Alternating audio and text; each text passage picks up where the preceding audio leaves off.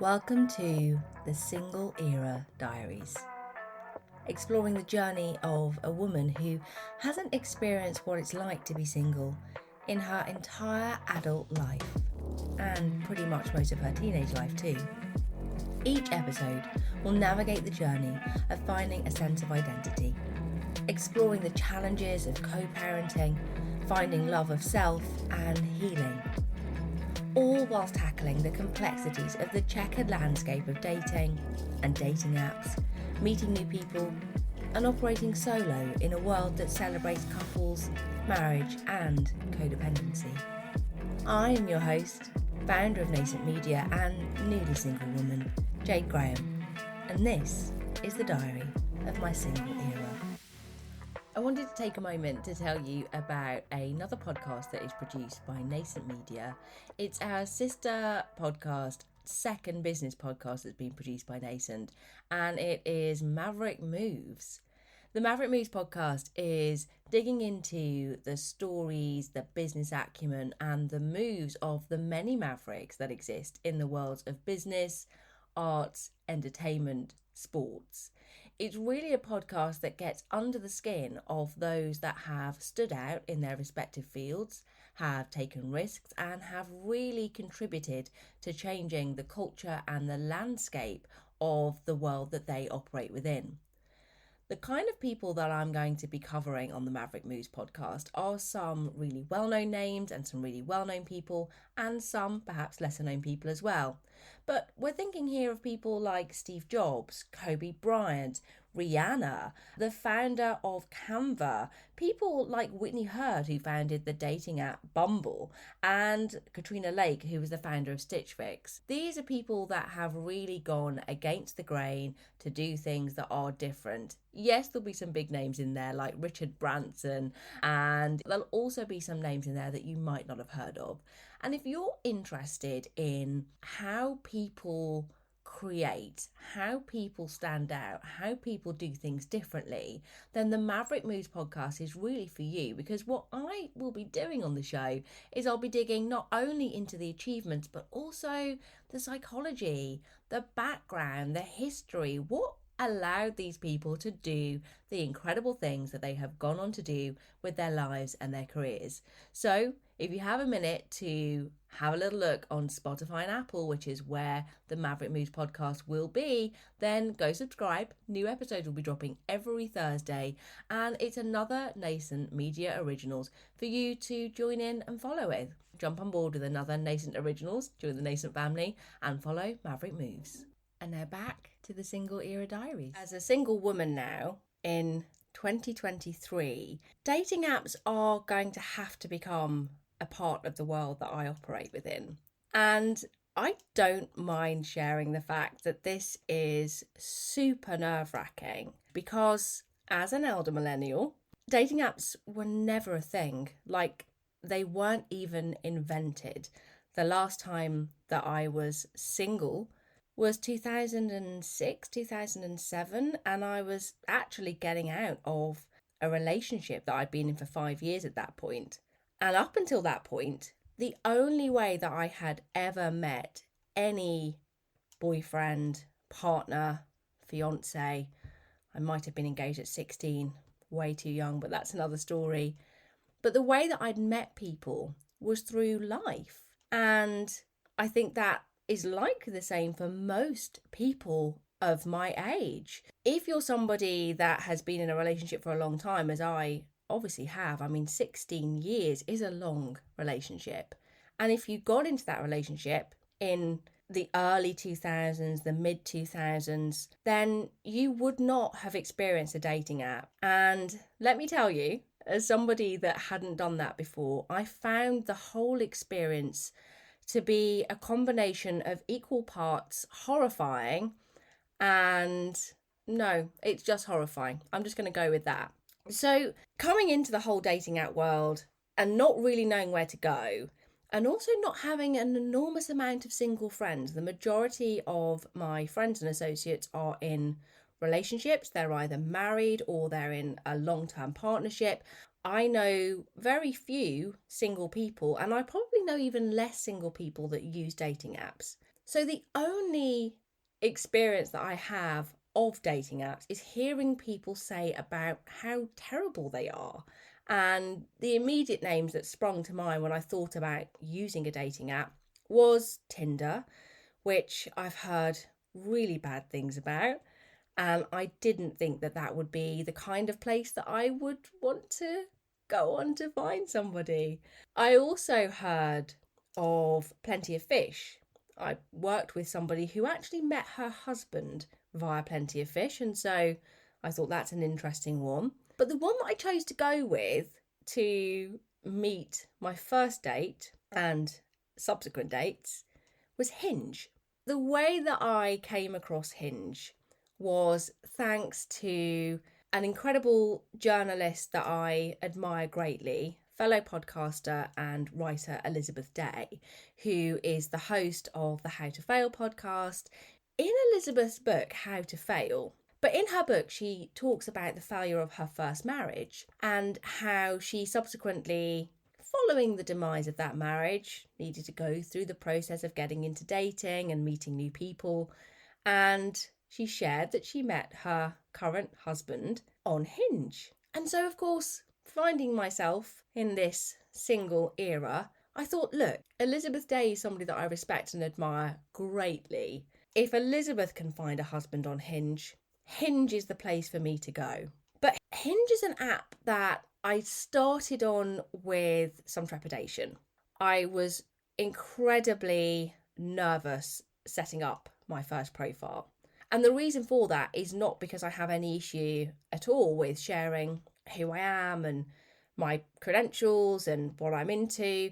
It was more about the whole premise of trying to condense yourself down and your likes and your dislikes and your personality and your world into what is a very short summary and snapshot. And for anybody that hasn't used Hinge, so if you're listening to this and you're somebody that is married, is in a relationship, has never contemplated using a dating app, Hinge is quite relaxed. The layout is really nice. It's not too in your face. There's not too many notifications, but there's not really a great deal of space for you to actually articulate who you are and what you are about.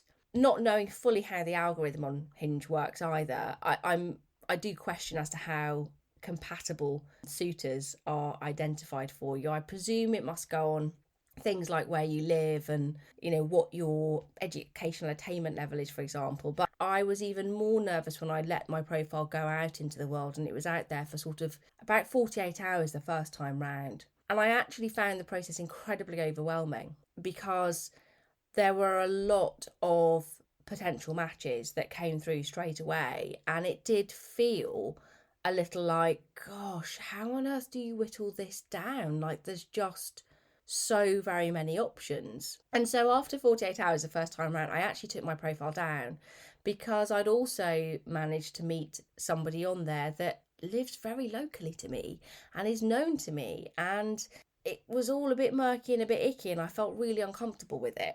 So I did take my profile down, and of course I put my profile back up again, and I had a bit of a do-over with Hinge.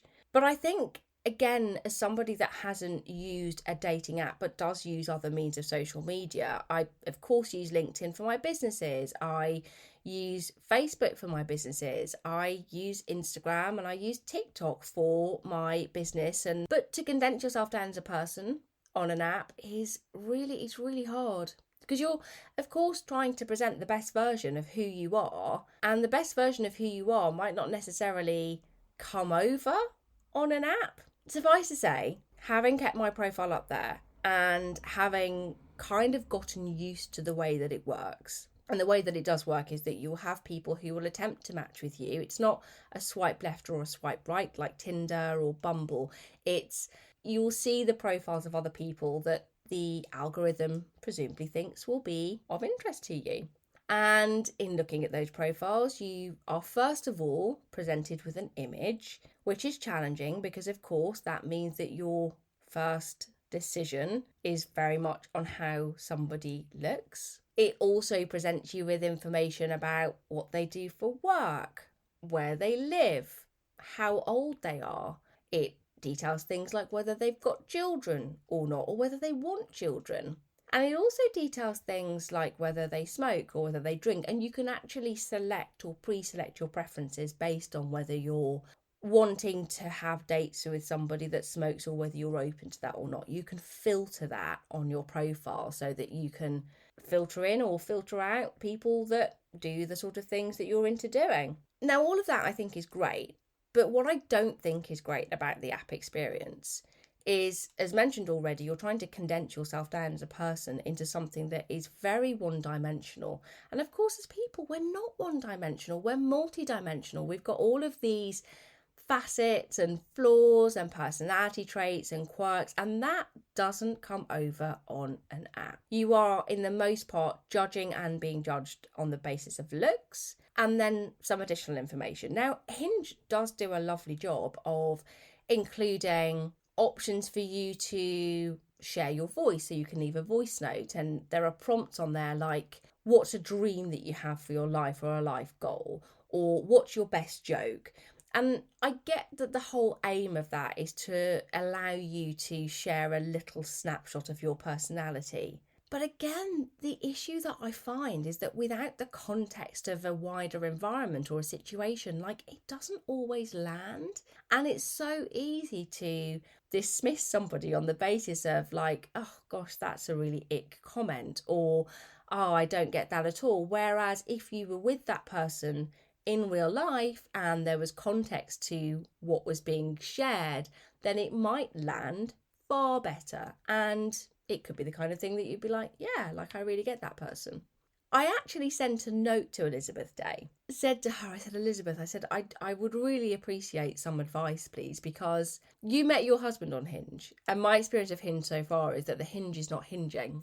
And Elizabeth really graciously did respond to me, and she made some recommendations of what would be helpful to do in order to feel better about the Hinge experience. And I'm going to share them because if you are single like me and you are currently using a dating app and you're finding it as exasperating as I certainly was at the outset, then hopefully this advice will help you. It has helped me. Elizabeth advised that it's really worthwhile shifting the parameters of what it is you think you want. What does that mean? Well, we all tend to have a type. We all tend to have things that we are attracted to or that become our preferred style or look. Thinking about Elizabeth's advice and taking that on board and thinking, well, how can I change the parameters of what it is that I'm looking for? It just allowed me, and will hopefully allow you, if you adopt this approach, to be a little bit more open,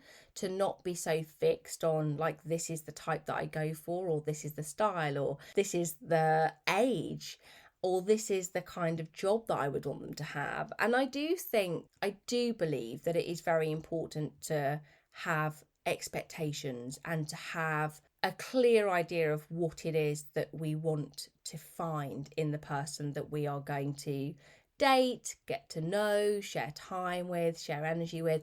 But I also think it's really vital, consider matching with somebody that might not necessarily be the kind of person that you would match with, having some openness to that. And so that has really helped me. But also the other piece of advice that was given was to not be so focused on the images, on the pictures, the selfies that people have shared of themselves on there. And the reason for that, and I am finding this to be true when I think about this in some of the real life experiences that I'm having of late. An image that somebody takes, it's not what they necessarily look like in real life. And this really does apply across the board. I think it's so easy to contemplate how somebody looks on a photograph and you see them in real life and you like have to double take sometimes and you're like, is that the same person? And so receiving that advice of don't necessarily fixate on the image has been so helpful, because you are initially doing that. You're initially looking at the photograph and you're thinking, no, like, not for me. That's not the look, like that's not as attractive as I would like, or that's more attractive than I would like. There's all of these different things that flood through your head when you're looking at these pictures. But essentially, not everybody is great at taking photographs, number one. And number two, not everybody's photogenic. So I know plenty of people in real life who are absolutely drop dead gorgeous, attractive, stunning, good looking, nice looking, handsome, etc. But on photographs, that doesn't come over. I equally know people who are absolutely stunning on photographs and they're so photogenic, yet in real life, they don't look as aesthetically attractive as they do in images. And so that piece of advice really landed with me because I'm going to hold my hands up here. I was 100% guilty of crossing off people, not matching with them if they didn't fit in my mind the idea of the aesthetic that I would ideally like to have in a potential date or a potential partner. And I do think it's something that we all do. I think it's something that we do in life. I think we all have our own version of what is beautiful or what is attractive, and we look out for that. But the concept of an app means that you could really be potentially missing out on somebody that could be an incredible match and fit for you. You might have an incredible dynamic by way of your personality, but if you're discounting them on the basis of how they look on an image, then you're really selling yourself short and potentially doing them a bit of a disservice. Not to mention the fact that it is in many ways quite shallow to simply look at an image and just be like, no. But it is so easily done on these apps. And that, I really think, is the challenge with trying to condense down what is fundamentally a human experience of connection and rapport and humour and intellect and all of the things that we look for in other human beings that you receive by way of an exchange when you're with other people. That truly cannot be condensed down into app form. Now, the other thing that I have found, regardless of any advice that I've had so far, but the other thing that I really find really tough going with the dating apps are that you've got all of these options and it's then trying to maintain or manage conversation with all of those matches. And so just to kind of put this into some context, I approximately had around 200 matches, which I'm sure there'll be people listening to this and going, that's not a lot at all. And there'll be other people who think like, that's a lot. Look, for me, 200 matches is absolutely nuts. Like, I can't imagine walking into a room where there's like 200 people there that are all going, do you want to go out on a date? I mean, that's in essence what it is. And I managed to whittle that 200 down to approximately 30 people. Now, the challenge is making time to build rapport and a dynamic over an app over time. And there's a couple of ways that you can do it on Hinge. I don't know whether this exists on the other apps because I've only had a brief dalliance with some of the other apps, but on Hinge at least, you've got an option to do a voice note or you can do a video call. The second date that I went on via Hinge after the absolute nightmare shit show date, the second date was actually a video call date, which I'll be honest, beyond unimpressed that was the second date that I went on, because I really think that it just suggests an air of laziness on the part of the person that's asking you out for a date. And I also think that a video date is really low bar.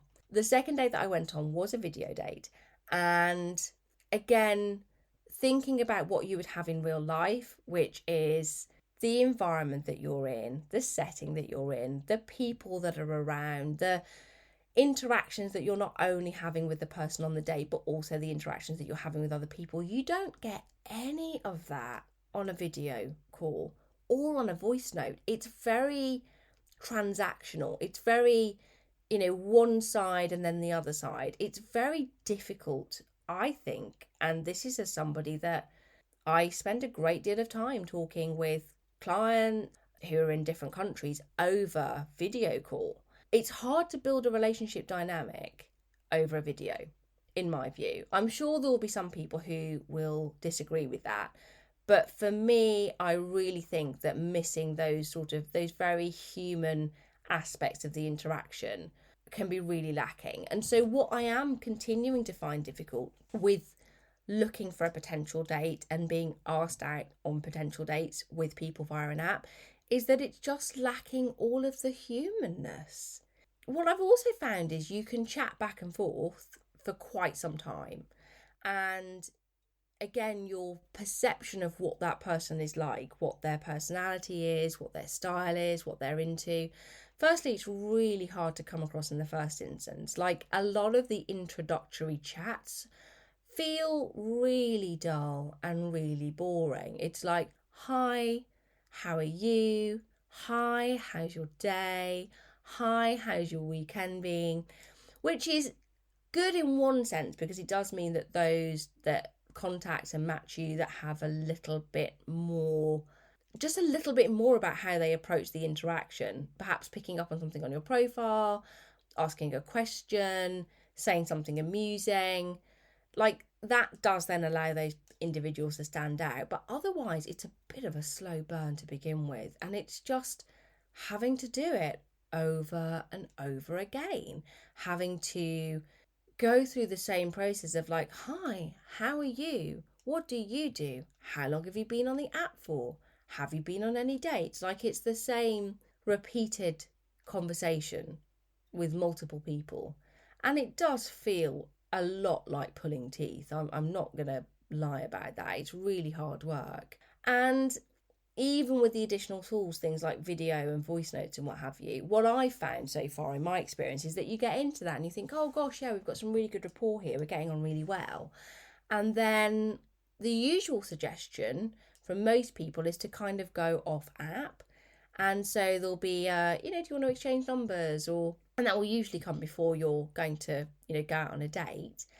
But when you get to that stage, and this might just be what I'm experiencing, I don't know whether other people are experiencing this. So if it is what you are, then do by all means drop me a DM or share a note in the comments on wherever you're listening to the podcast. But what I've found is that when the conversation moves from the app into WhatsApp, is that it completely loses momentum. There's almost something about remaining in the app where you're being it's intentional every time you go onto the app to have like you're going on there with the intention of talking with potential dates. When it moves onto WhatsApp, it's almost like this person is moving into your world. And like most adults, my world's pretty busy. Like, I've got all of these different plates that I'm spinning. I have my daughter, I have my businesses, I have my home, I have the fact that I'm currently working through the separation of a long-term relationship. There's so many things that WhatsApp message is competing with by way of time. And that's before you throw in my friends and the relationships that I have outside of dating that exist in the world of WhatsApp, like the WhatsApp groups that I'm in, and, catching up with current friends, old friends, speaking with family members. Like, there's so much noise from a communication standpoint that when somebody else is thrown into that, I'm just finding that it really loses pace. And so the guy that I went on the Zoom date with, that's the exact thing that happened. In fact, it wasn't a Zoom date, it was a video date on the app. And by the time it moved to being on WhatsApp, it just felt really slow and really dull. But I do also think that there's something to be said about actually progressing to invite somebody for a date. I'm really not seeing that happen enough. I feel like there's a lot of people on these apps that I don't know whether they've got something going on outside of the app, like maybe a relationship, maybe they're seeing somebody, but it just feels like people are very non-committal. Like, you'll match with somebody and you'll think, oh, okay, excellent, so we've matched, let's have a conversation, and you'll maybe send a note to connect with them a little more, and then crickets. Like, absolutely nothing. So with all of that in mind, my absolute preference to meet somebody would not be via one of these apps. I mean, yes, it's fine sharing details like your height and your star sign and whether you smoke or whether you drink, and a couple of photographs of you with maybe you and your friends. But I think you can't really paint a picture of somebody unless you're meeting them. And the whole process of going through meeting people via an app and then talking with them a bit and then figuring out whether you like each other once you've spoken to each other, and then maybe meeting in real life, and it's just torturous. And so my preference would really be ideally to meet somebody in the old school way, where you meet them in life. That could be through a shared interest or through mutual friends, or maybe you go to the same place, or maybe you work together. I just would really prefer that. And the challenge, of course, is that I work for myself. So, I guess I'm kind of dating myself in that respect. But meeting people is quite challenging because the majority of people that you run into in life are already settled down. And that is unfortunately the challenge of being single at the age and the stage that I'm at in life. It does make it a little bit more complex. When you're in your 20s, when you're in your early 20s or your late teens, everyone's an option. There's so many options. Whereas, late 30s, early 40s, you're in a world where most people have either been married and they're not married anymore, or they've never been married. And then it's like, why have you never been married? Or they're just in a relationship already, and that means that they're off limits. And that's 100% it for me. I mean, if anybody is in a relationship in my world, that means they're off limits. Evidently, not everybody operates in that way, but it's definitely the way that I operate. And so, yeah, I mean, dating apps, I'm really on the fence. I've got a couple of dates that are lined up. I've met some what seem like really lovely people, that there's lots of sort of chatting and back and forth, and that's pretty cool. But it's all a bit meh so far in my mind. And that's before, kind of jumping onto any other dating apps, because my main one is Hinge. I tried Bumble briefly, which Bumble is an app that was founded and designed by a woman. I'd like to think that she's got a different perspective, and the USP of Bumble is that it's women making the first move rather than men making the first move. I get all of that, but it still felt very appy, and it was still really difficult to sort of get that sense of connection. So far I'm on the fence, but as the dates continue and I have a little bit more context to share about how those dates are unfolding, then I'll have a little more to shape my judgment. But for now, dating apps, very firmly on them, would really like to get off them and would really like to delete them and would really like to meet somebody in real life. So if you're listening to this and you're a single gentleman that is nice and normal and funny, then by all means, send me a DM. Let's go out on a date. That's it for this episode of the Single Era Diaries. Thank you for listening. And whatever you do, if you are single out there, date safely. Peace out. The Single Era Diaries is produced and distributed by Nascent Media and executive produced by me, Jade Graham. Podcasts grow by being liked and shared, so if you enjoyed today's show, then please be sure to like and share with a friend who you think will enjoy the show too. Subscribe, and if you have a moment to rate and review wherever it is that you listen to your podcast, that would be super appreciated too. Thank you for listening, and peace out.